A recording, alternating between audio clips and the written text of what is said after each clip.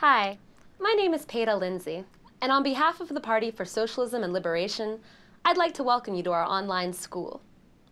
This is a communist online university. It is constructed to help you understand theory, history, politics, and class struggle from the viewpoint of Marxism and socialism.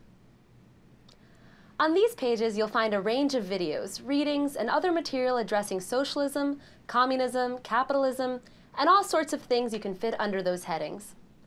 The PSL is a party of organizers and activists in cities and states all around the country. Whether it is the anti-imperialist movement, police brutality, women's rights, or the struggle against anti-LGBT bigotry, you can find us in the streets wherever people are fighting exploitation and oppression. Working class people do not need to go to school and study theory, history, and politics in order to know that they and their neighbors are oppressed. Working people know all about oppression. But we need this school. The reason we need to study, read books, watch educational videos, and engage in discussions and analysis, the reason we have to become familiar with the works of Marxism is to understand why the system functions the way that it does, and why socialism offers the only alternative economic or social order to capitalism. Capitalism is a system that we call wage slavery.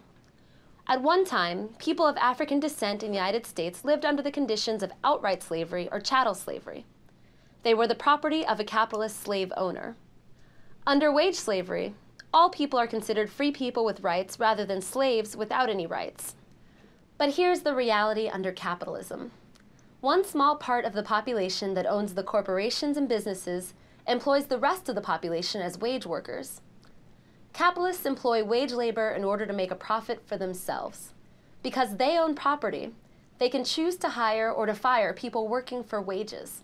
The people who do not own property from which profit is generated have to sell their labor every day to the people who own property in order to make wages or a salary. Their ability to labor, or what Marxism calls their labor power, is the only commodity that they own and can sell. If the person working for wages is not hired by the people owning property, they have absolutely no way to live, no way to feed, clothe, and house themselves and their family.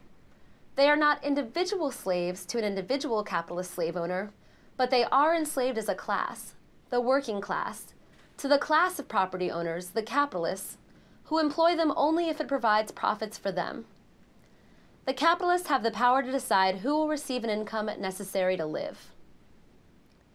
This school uses the theory, history, and politics of Marxism to understand how the capitalist system came into existence and how it will be replaced by a new system called socialism. Socialism builds upon the achievements of capitalism. The factories, the offices, the mines, the transportation, and the farms become social property rather than the private property of the capitalists.